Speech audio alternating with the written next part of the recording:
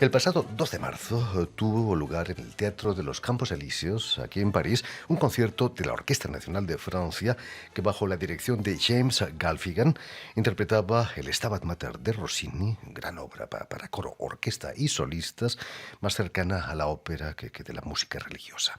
En el cuarteto de solistas cabe destacar la bella soprano italiana Patricia Cioffi y, sobre todo, al bajo argentino Nahuel Di Piero.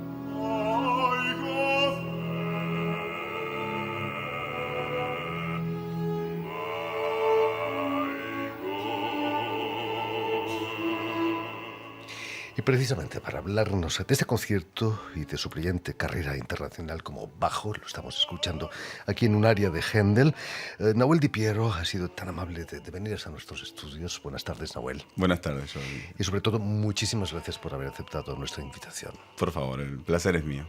Permíteme que explique antes que nada que has nacido en Buenos Aires y que allí vas a estudiar música en el Instituto Superior de Arte del Teatro Colón. Pero ¿es cierto que te empieza a gustar la música clásica, gracias a un programa de radio? Sí, es cierto, sí. Yo jugaba con una radio cuando era chiquito y siempre buscaba la música clásica, que tal vez la asociaba con los dibujos animados de esa época que miraba, ¿no? Tom y Jerry, todos esos dibujos que tienen mucha música clásica.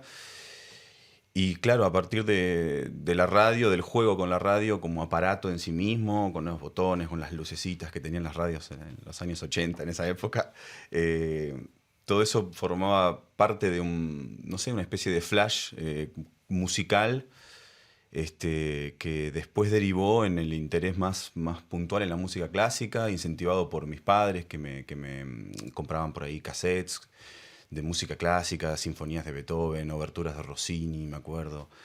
Y bueno, y con eso fui creándome un mundo musical y empecé a estudiar un poco de piano, a hacer unos talleres así de iniciación musical para niños, porque en esa época tenía 4 o 5 años. Y después más adelante descubro la voz, descubro el canto y entro al coro de niños del Teatro Colón, y ese fue el contacto directo con la ópera. Curiosamente cantabas como soprano, ¿no? Sí, tenía una voz aguda, no siempre de soprano, era más mezzo, pero tenía una voz sí aguda en ese momento, y sobre todo lo que era más cómico era lo que hacía por ahí en mi casa, escondidas de la directora del coro que no me dejaba, que era cantar imitando a los tenores, ¿no? Entonces hacía como una impostación así un poco más de hombre, y cantaba todas las áreas del repertorio así clásico de los tenores que escuchaba yo en esa época, del cual era bastante fanático, porque el primer contacto con la voz humana lo tuve con el concierto de los 3 tenores, ¿no? Y bueno, me acuerdo que mi papá lo grabó en la radio y lo escuché muchísimo y me había aprendido todas las áreas que habían cantado, así de Pavarotti, de Plácido Domingo y José Carreras. ¿Cómo veía el Nahuel Di Piero niño esos cantantes que pasaban por el Colón, esos solistas ya internacionales?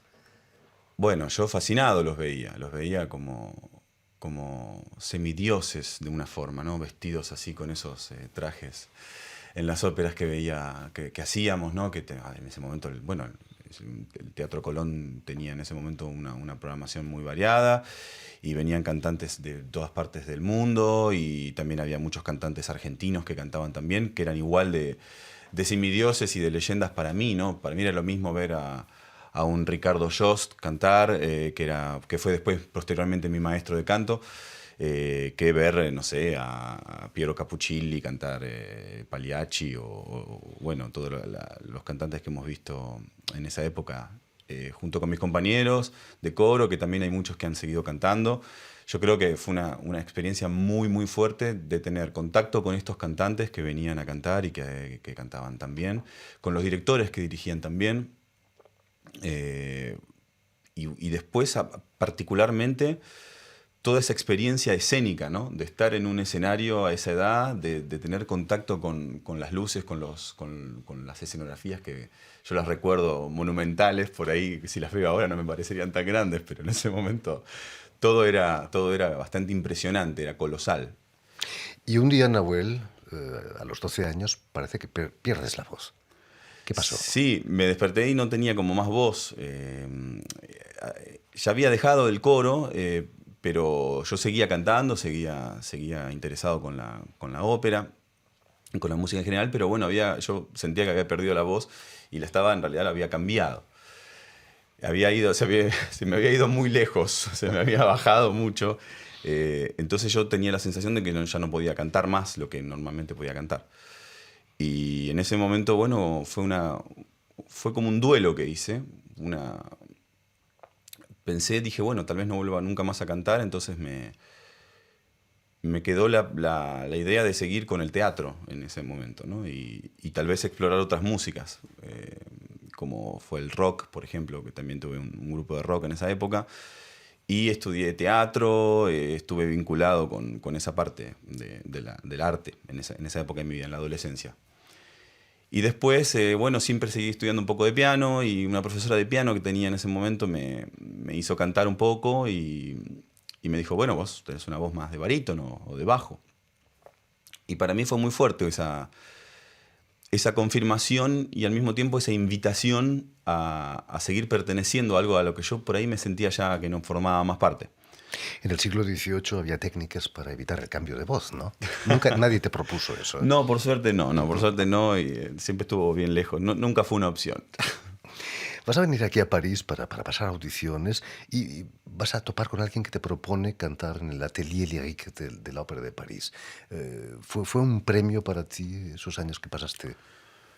Fueron una experiencia que cambió totalmente el transcurso de mi vida, porque hasta ese momento yo vivía en Buenos Aires y si bien ya había comenzado mis primeros pasos en mi país, en los teatros de Buenos Aires, como el Teatro Colón o el Teatro Avenida o el Teatro Argentino de La Plata, y también habiendo cantado un poco en Latinoamérica y en España puntualmente también, venir a instalarme a París, mudarme a esta ciudad y tener la oportunidad de por ahí de moverme más por Europa, expandiendo un poco las redes de contactos laborales y de audiciones, la colaboración con una nueva agencia que está basada aquí en París.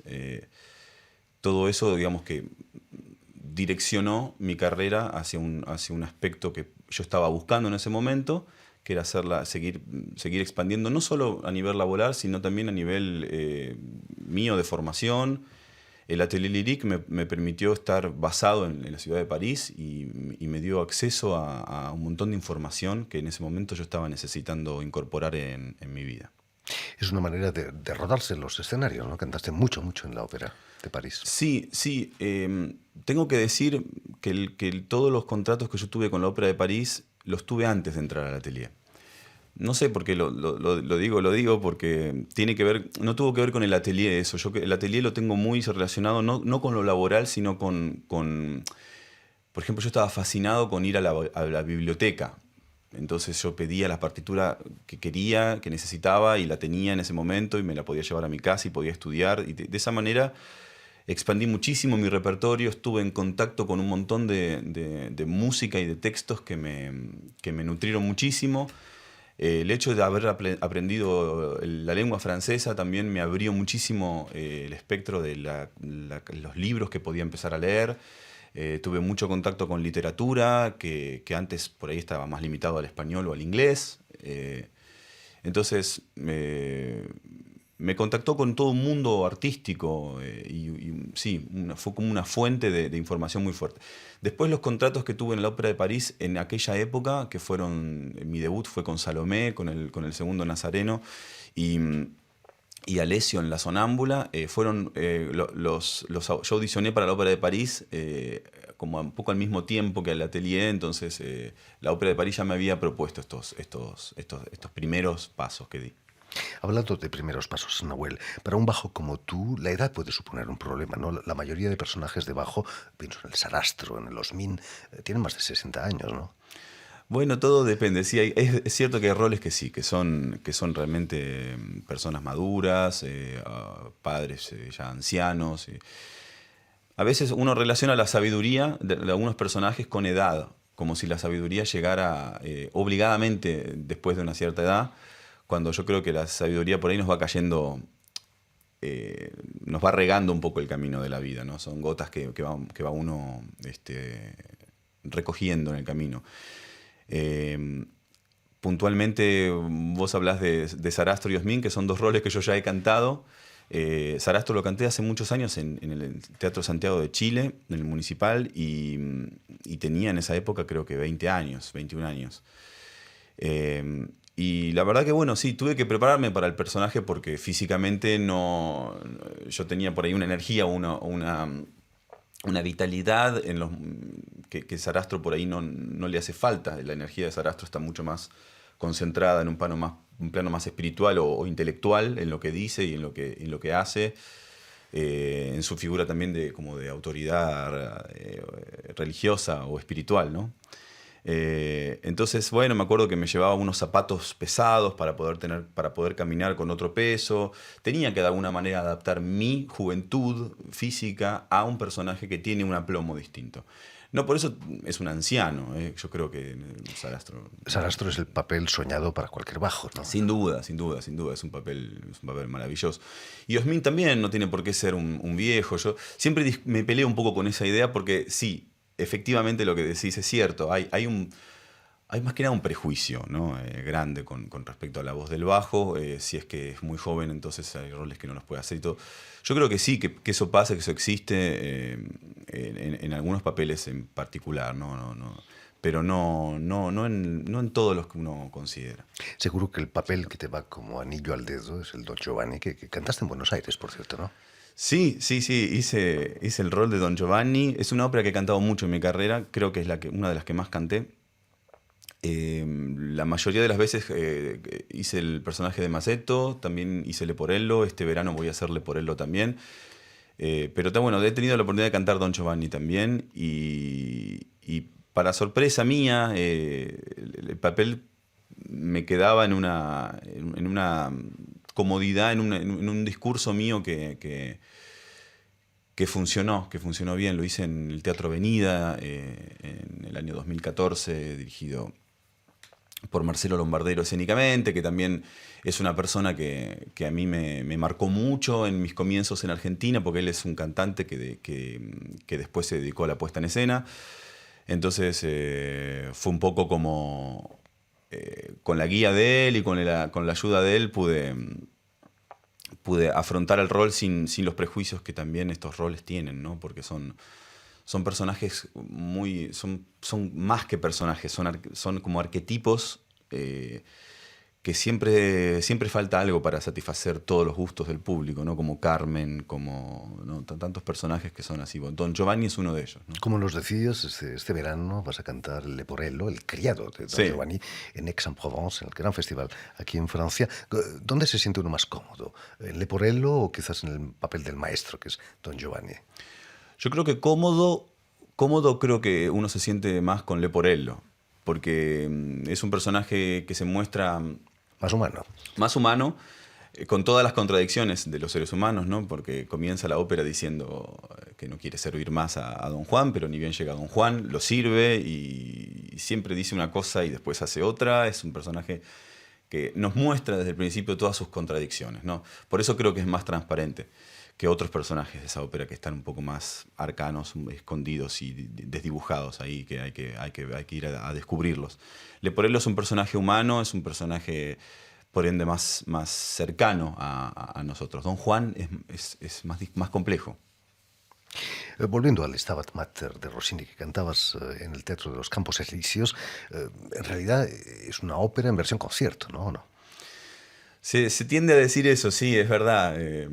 Yo siempre se es cruel con Rossini con esta obra, porque bueno, sí, ya en la época se la criticó por esta carga dramática que tiene, ¿no? Y por ende operística que se le puede llegar se le puede llegar a criticar a la obra. Pero yo creo que de su manera, a su manera tiene su carga espiritual, tiene su carga religiosa. Yo veo dolor, yo siento el dolor en esa música, está.